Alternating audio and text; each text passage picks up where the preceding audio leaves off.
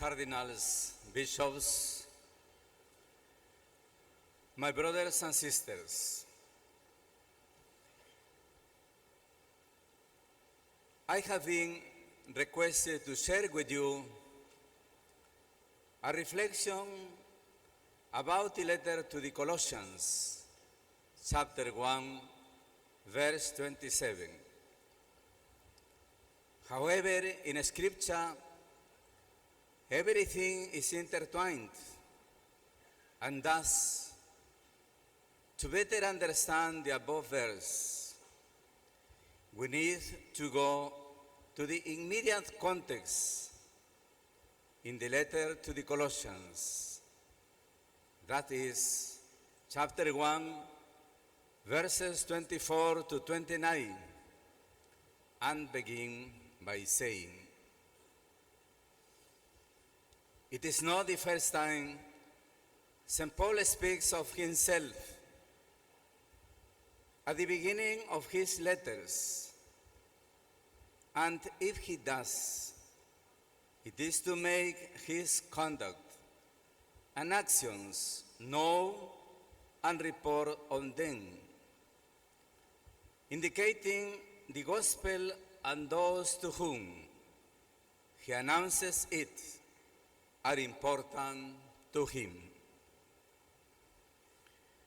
His sufferings and struggles are fascinating proof of the value of the message proclaimed. It takes into account the gospel and the existence of its recipients. For Paul, it is urgent to fight for the Colossians because it is here that the truth of the gospel is threatened. Two elements that attract attention in this letter are the repetition of the word mystery, mysterium, instead of gospel. The question is why Paul uses this word, which at first glance may cause misunderstandings if the gospel is made to be proclaimed to all without exception. And the multiplication of the vocabulary of knowledge in connection with the mystery, that is the gospel. The paragraph of our reflections, Paul's fight for the diffusion of the gospel. Colossians chapter 1, verses 24 to 29. Now I rejoice in my sufferings for your sake, and in my flesh I complete what is lacking in Christ's afflictions for the sake of his body, that is the church, of which I became a minister according to the divine office which was given to me for you, to make the word of God fully known, the mystery hidden for ages and generations, but now made manifest to his saints. To them God chose to make known how great among the Gentiles are the riches of the glory of this mystery, which is Christ in you, the hope of glory. Him we proclaim, warning every man and teaching every man in all wisdom, that we may present every man mature in Christ. For this I toil, striving with all the energy which he mightily inspires within me. Verse 24. Now I rejoice in my sufferings for your sake, and in my flesh I complete what is lacking in Christ's afflictions for the sake of his body, that is the church. The sufferings of Christ are now complete. In the letter to the Colossians, there is a strong emphasis on the full complete and actual supremacy of the glorified Christ, who lacks nothing. However, the apostle speaks of the need for fulfillment of redemptive sufferings for the church. He does not say that Christ has not fulfilled everything that had to be fulfilled. No, that he has not suffered enough. If that were so, the mediation of Christ would be imperfect. Colossians teaches the opposite. The mediation of Christ was perfect. But what is still lacking? That which Paul must bring to completion in his own itinerary, which he calls the tribulation of Christ in my flesh, and which reproduces that which Christ undertook, his way living and suffering for the proclamation of the gospel and for the church. The suffering of the apostle is for the church. The for your sake of Paul does not mean forgetting all the events in which Christ is said to have suffered and died for us. The apostle does not mean to say that he adds something to the mediating and saving work of Christ, because the entire letter points out that there is only one mediator, and that the Colossians have been fully reconciled by him. Paul suffers for the strength and solidity of the church, for its steadfastness, for its growth in the knowledge of the treasures manifested by God in his Son. Everything that Paul does and suffers is for the church, because it's the body of the Lord, and Paul is deacon, diacono. It is not, therefore, masochism by which Paul rejoices in his suffering, but because what he supports benefits the church, and the tribulation are a necessary battle, so that every person may understand the gospel and then believe and become perfect in Christ. In the above verse, ecclesia, church, does not designate, firstly, the community of believers in the region or in the city, but designates all believers spread throughout the world. Paul says that they form the ground of Christ, and therefore the church here is perceived as universal, cosmic, and Christian entity. Paul had to understand through revelation, as indicated by Ephesians chapter 3, that not only did the gospel contain the mediation of Christ, but also, and above all, it contains his full and definitive presence among the Gentiles, a universal presence, a factor of integration, unity, life, and growth, to the point of making believers a singular entity defined Christologically. Possibly here, for the first time, the church is part of the content of the gospel. Conclusion of verse 24. The mediation of Christ for humanity was perfect. We should take upon ourselves redemptive sufferings for the church.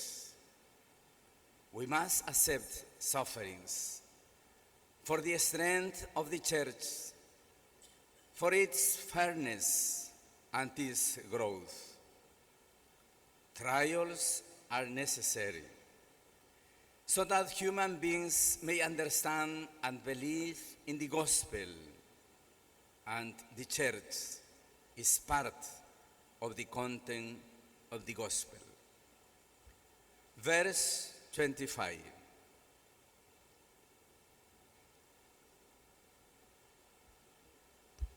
Colossians chapter 1 verse 25. Of which I became a minister according to the divine office which was given to me for you, to make the word of God fully known. After speaking of his sufferings and showing their purpose, Paul shows his role service, diakonos, deacon of the church, with his divine vocation and its goal, the full realization of God's word. This is the first time that Paul declares himself deacon, servant of the church and of the gospel. This title of minister of the church should not cause surprise, because Paul always interpreted his responsibility of evangelism and foundation of Christian communities as a service. If Colossians ordains Paul as the deacon of the church, it must be because of the relationship between mystery and the church, since the gospel and the church are joined Christologically. Becoming the servant of one implies being the servant of the other. Paul forges a new expression here: minister of the church according to the divine office. It is a responsibility, an obligation, a must. The emphasis is on the responsibility implied by the role received from God. The purpose is the word of God, the mystery that must be brought to fulfillment. Verse 23 of Colossians has a special dimension until the gospel is announced to every creature. It has not reached its full realization, but it also has a qualitative dimension, as indicated in verse 28. The complete fulfillment of the gospel has its fruits, being the perfection of every believer in Christ. Conclusion of verse 25. Like Paul, we must consider ourselves servants, deacons. We cannot separate the gospel from the church, nor the church from the gospel. They are inextricably joined. We have a responsibility for the proclamation of the word of God. It must reach everyone, because if not, it has not reached its full realization, and it must bear fruit. Namely, it should lead to the perfection of every believer in Christ. Verse 26. Colossians chapter 1, verse 26. The mystery hidden for ages and generations, but now made manifest to his saints. Everything is focused on mystery. The binomial ages and generation not only have a temporal function, but also are reference to an active subject. In this verse, the two functions should be considered temporal and of acting time and action. Now revealed designates the final period, inaugurated by the birth of Christ and has an eschatological connotation. We can say, therefore, at this time, in the present in which we find ourselves, the mystery, the gospel, has now been revealed, which certainly does not mean that the future dimension of mystery has disappeared. Rather, that the emphasis is on the already here, the completed aspect. Thus, he sends refer to all believers or only a certain group, like the apostles and prophets. Admittedly, in Colossians, he sends refers to believers in general, but Paul certainly does not mean that all believers, the saints, have known the mystery by direct divine revelation without the apostolic proclamation. In the book of Daniel, knowledge of the mystery comes in two ways: by direct divine revelation or by disclosure and dissemination. God reveals his secrets only to those who have been chosen, so that later they will make it known to the world. Paul asked the Colossians to pray the gospel be manifested as it should be transmitted. This revelation is none other than apostolic evangelism. The apostle does not at all say in which manner the mystery has been revealed to him by God. His intention is indeed to insist only on his responsibility and his work as announcer and proclaimer. Conclusion of verse 26. Like Paul, some have received direct revelation from God, and others through the apostolic proclamation. But independent of what kind of revelation each one has received, we have received a revelation, a knowledge of God. There is a responsibility for action. We must make the gospel known.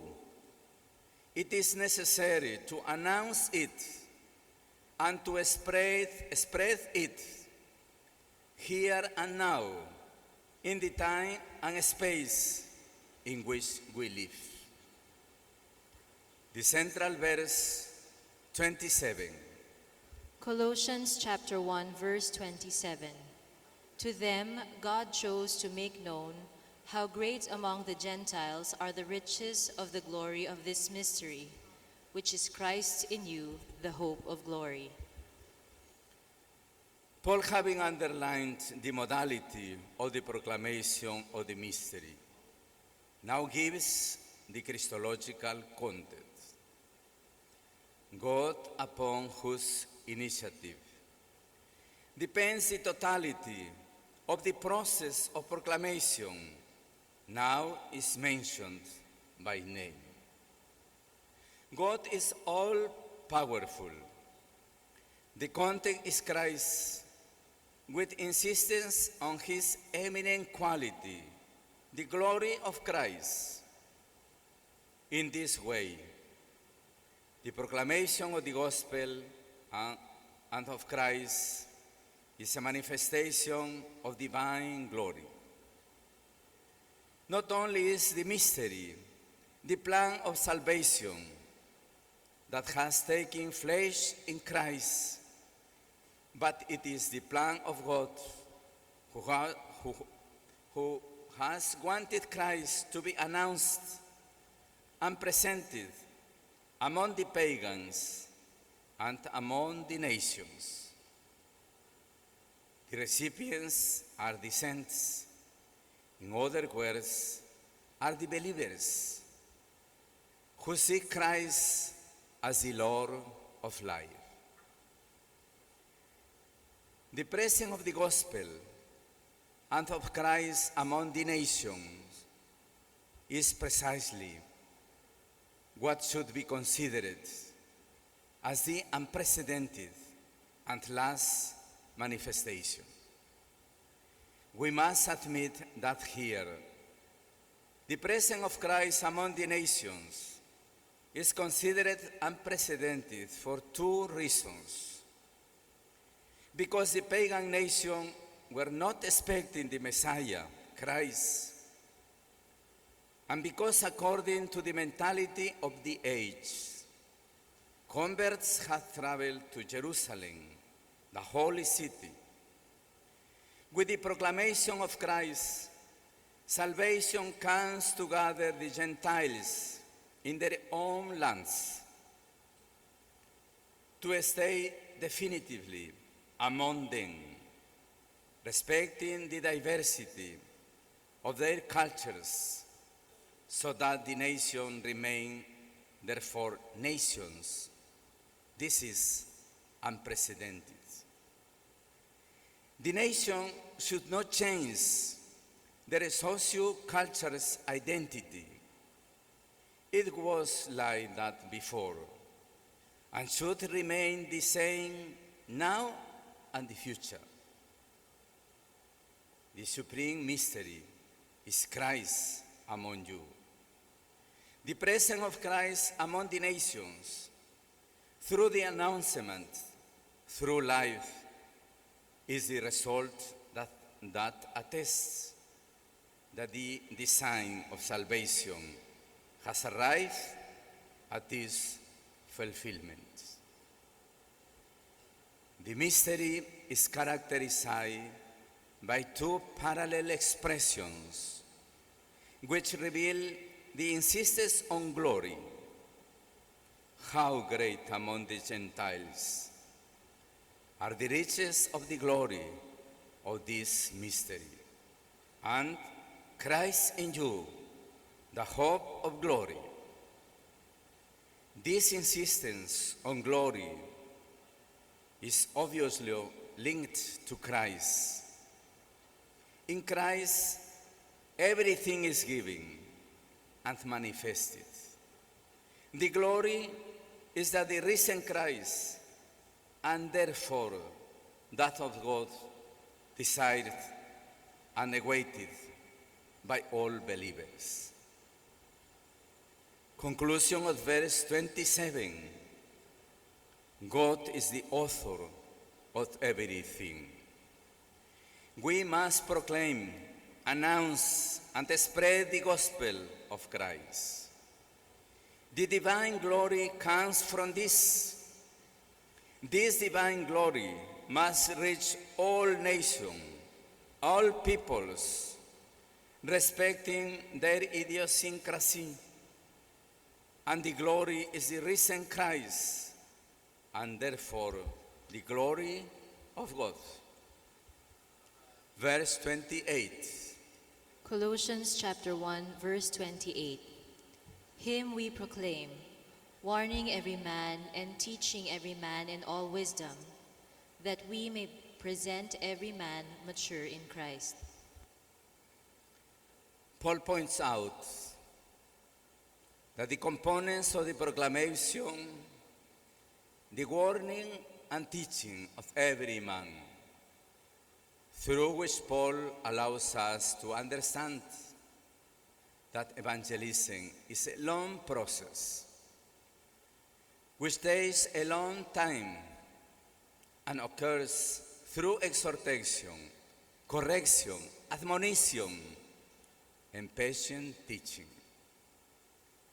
This correction and teaching should be made with all the wisdom necessary so as not to achieve negative results, because giving and teaching without discernment can lead to discouragement and error.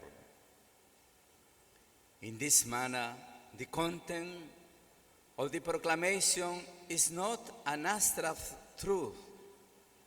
Rather, it is about Christ, who has loved all peoples and whom believers learn to know and love. The dimension is universal, humanity as a whole. The triple repetition of warning every man, teaching every man, and present every man indicates one point: all are invited to belong to the ecclesial body of the saints and to live and grow in the knowledge of God and of the mystery. As a consequence, the teaching and the exhortation are not limited to a small group of initiates. Rather, evangelism is a proposal to everyone. The books of the Wisdom of Solomon say that wisdom is available to everyone. There is something surprising and wonderful about these verses. It is not just the fact that the gospel can be lived fully in all cultures, rather that is made in order to be proclaimed to the entire world. God did not want to make it known until the presence of Jesus Christ. In fact, the purpose of evangelism is to make everyone perfect in Christ. The proclamation of the mystery of Christ has a purpose, which is essentially and universally salvific. What is the perfection it talks about? It is the moral order which comes from the inner renewal of the believer, the perfection of believers. Is in Christ and is tied to his fullness and his richness. The perfection to which all people are called in Christ is now possible. The perfection is not a utopia reserved for some. It talks about the perfection of the believers, of all those to whom it reaches. Conclusion of verse 28. Evangelism must be realized with the wisdom to avoid negative and erroneous results. It is directed to the interior renewal of every believer, for all those who put hope in the Lord. The gospel is for the whole world. It is for all cultures, respecting each one's idiosyncrasy, and the end goal is salvific. Verse 29. Colossians chapter 1, verse 29. For this I toil, striving with all the energy which he mightily inspires within me. But more than the labor itself, Paul emphasizes the modality of evangelism. With the energy of Christ, who acts in him with power, Paul repeats that it is for this reason he tires and he fights. This force is not possible except to the extent of the power of Christ. Paul points out that the proclamation of the gospel is not within the reach of one who is weak, but one who is sustained by the power of Christ. Strength and divine energy comes when Christ is put at the center of one's life. Not only does Paul fight for the churches which he founded and knows personally, he also fights for the churches which he never visited, thus demonstrating the seriousness of the work for which he is responsible as the apostle of the nation, and his responsibility for the entire universal church. The rhetoric of this fragment shows that Paul does not use his authority to support his own arguments. His authority is the knowledge of the mystery, the gospel, the riches of Christ experienced by believers. That is to say, Christology is valid in itself. It gives authority to Paul more than it receives from him. And this is the only and final argument in the letter to the Colossians. Conclusion of verse 29. The power of evangelism is in God, in Christ. Only united and supported by the strength of Christ is it possible to evangelize. Our authority extends to the measure and depths in which we know Christ and the gospel. The only and definitive argument of the church is the knowledge of Christ, and this must be the only and definitive argument of every believer, every one of us. Paul realized with action his responsibility of apostle. What is our responsibility in the eyes of the faithful and of today's society? Part 2.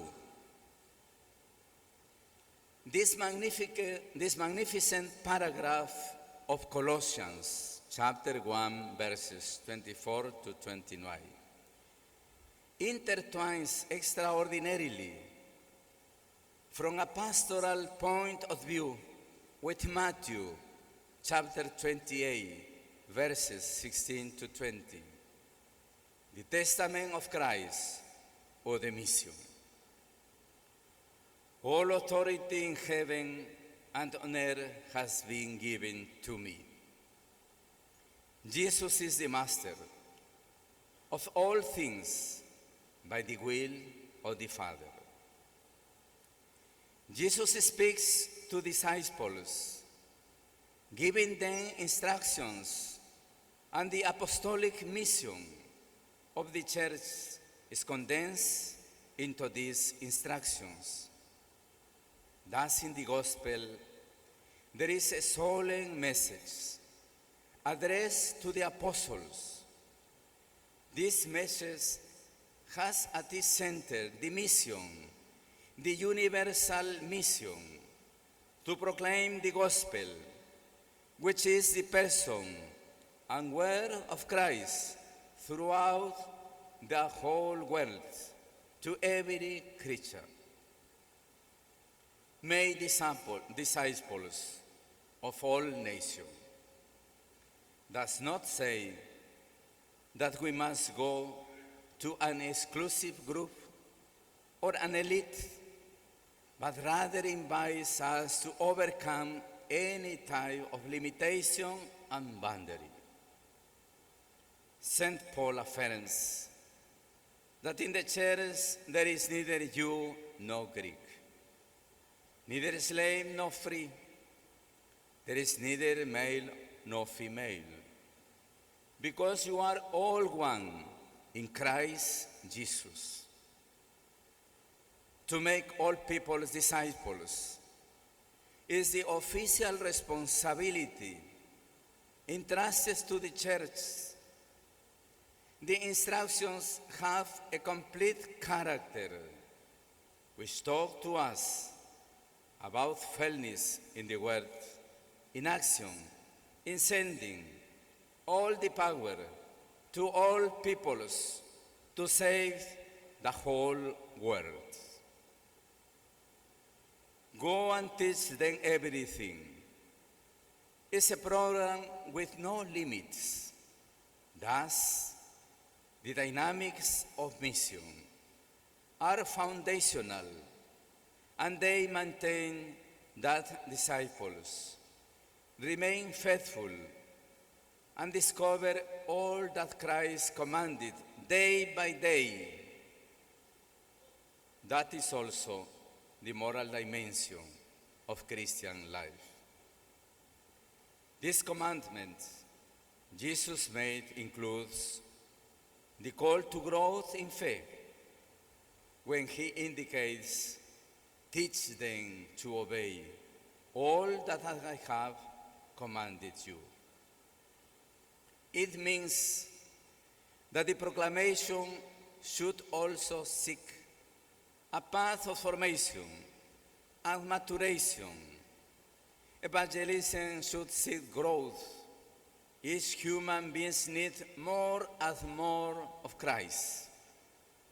And the evangelist should not be content with someone who is satisfied. It is a question of allowing oneself be transformed in Christ by a progressive life according to the Spirit. Evangelii Gaudium number 268 says that the mission is the passion for Jesus, but at the same time a passion for his people. The instruction contains a guarantee. I am with you always, to the close of the age. God is with us from the beginning until the end. It is a durable presence, faithful in all things. He is at the beginning, now, and remains until the end of time. This salvation is for everyone. God has evolved a way to join himself to all humanity at all times. He has brought us together as a community, as people, and not as isolated beings. From the words of the risen Lord, the disciples clothed in Christ have a great mission, with the certainty of being accompanied by the Master and the Lord, of a new and unheard of way I am with you always to the close of the age. God is not absent. The risen Christ with his Spirit counsels all loneliness of the human heart. For this reason, each day we must discover the joy of the gospel, the happiness of encountering Christ, the pleasure of announcing him, and the joy of receiving him. It is the joy of animating the community for the presence of Christ. Go. Not only a church with open doors, but one which goes in search of the faithful, as Pope Francis repeats.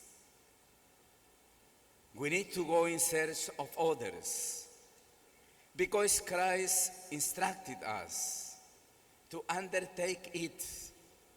The Lord Jesus is the first protagonist who embodies this, who goes out, who calls, who chooses, who sends. There are many passages in the Gospel where Jesus casts out demons.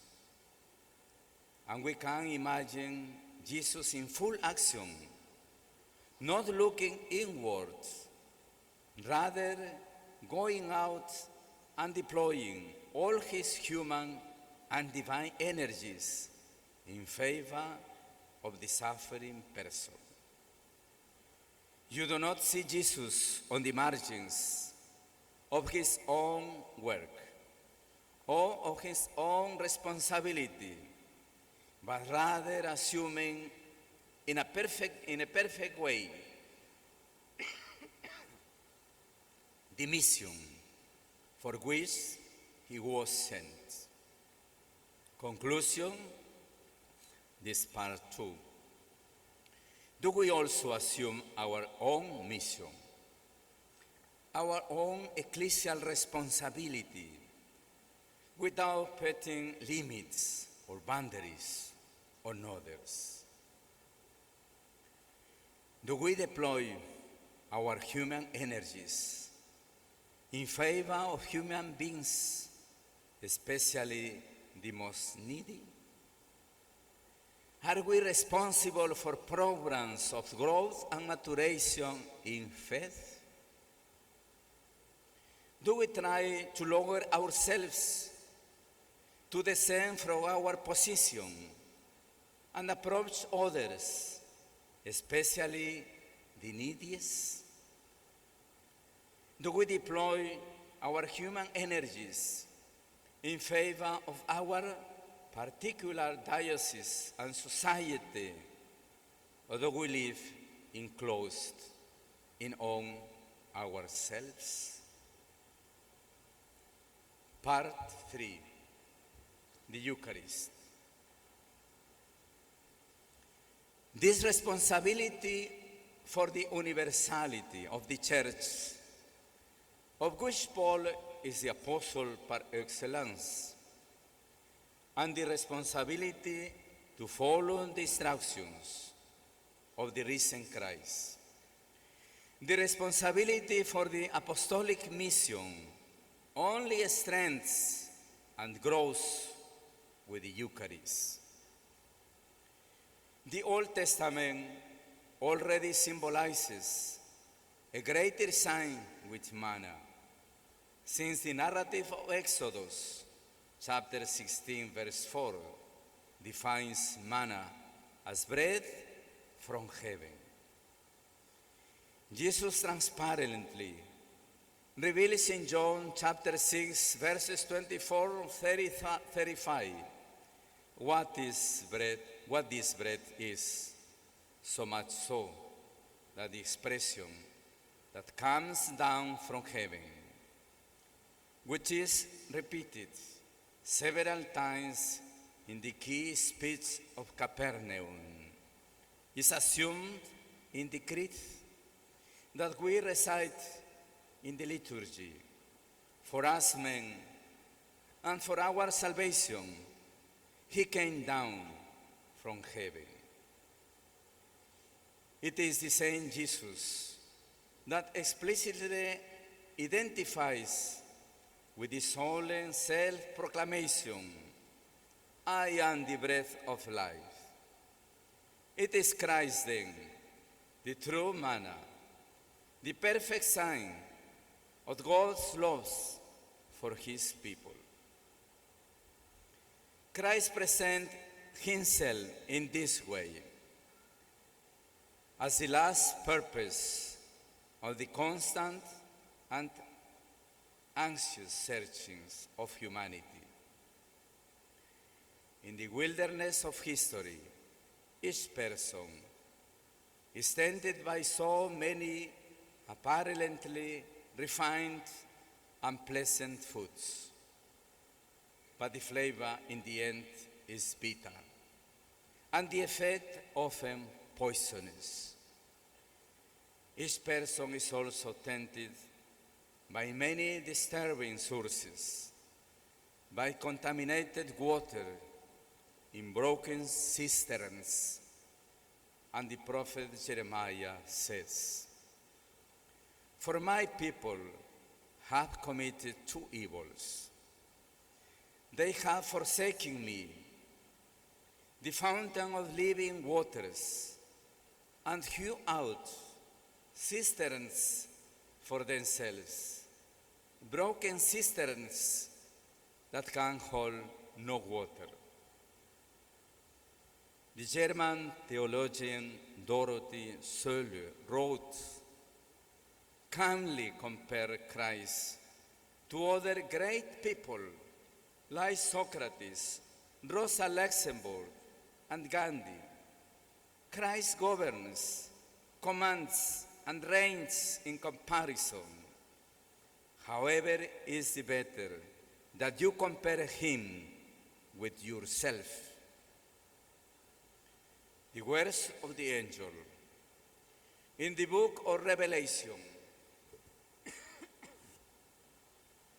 chapter 3, verses 17 and 19, addressed to the church of Laodicea in Turkey, may also resound in our time.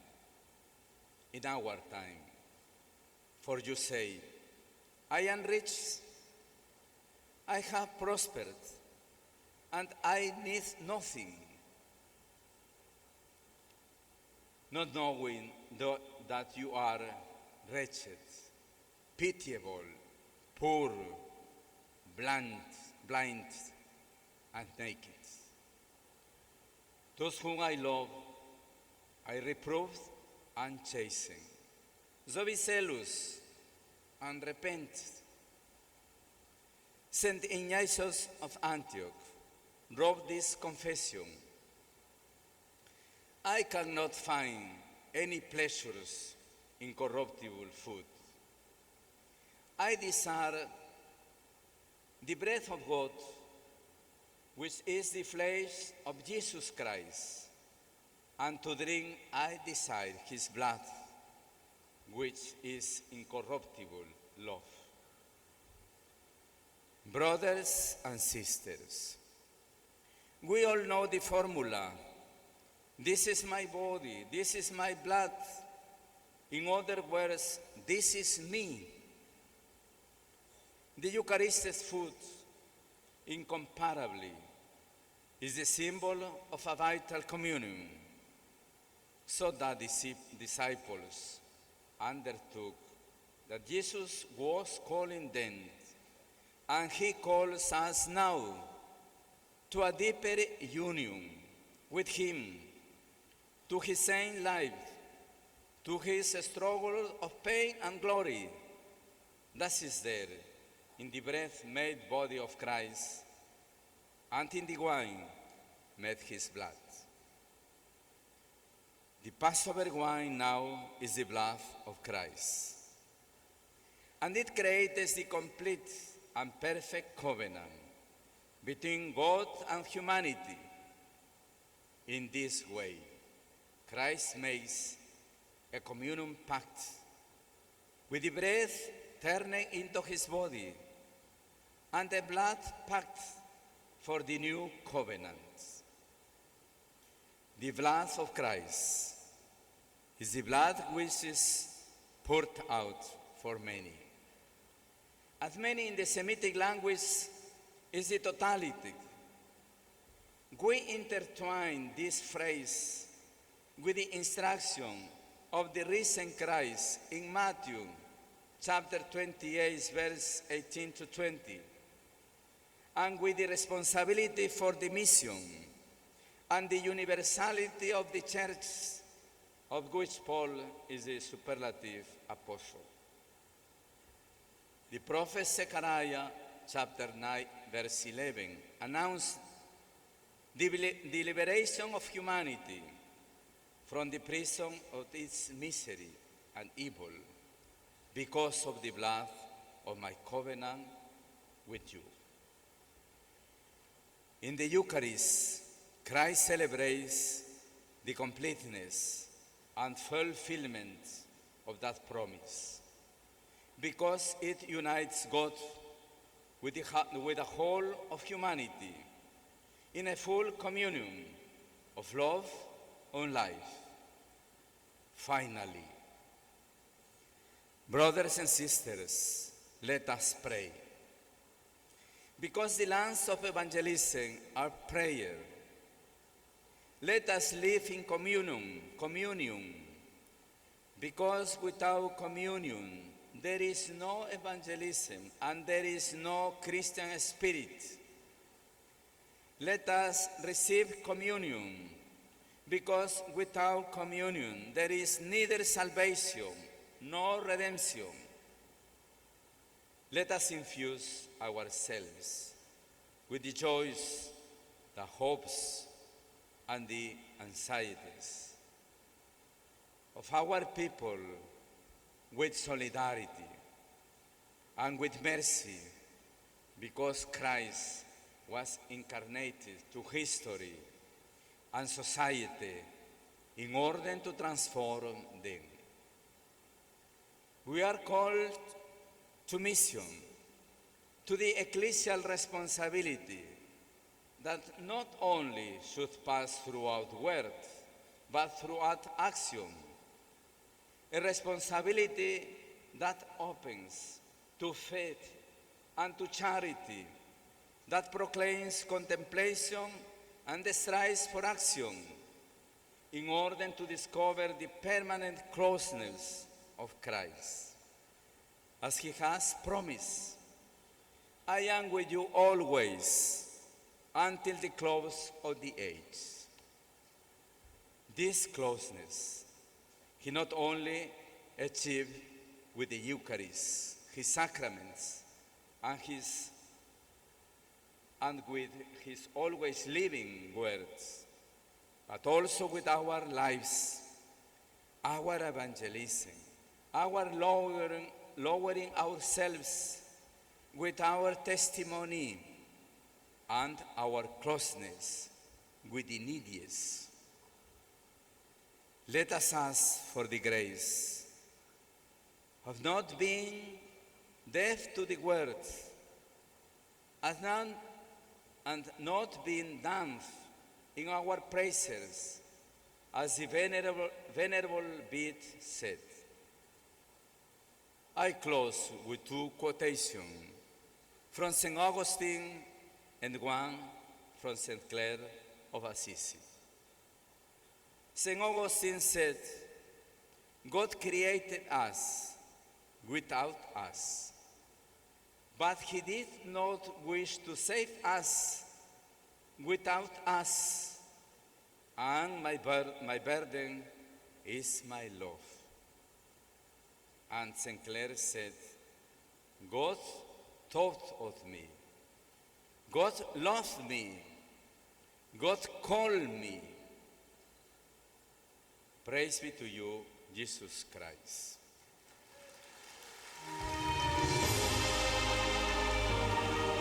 Thank you, Archbishop Vidarte. Viva Pit Señor Santo Niño.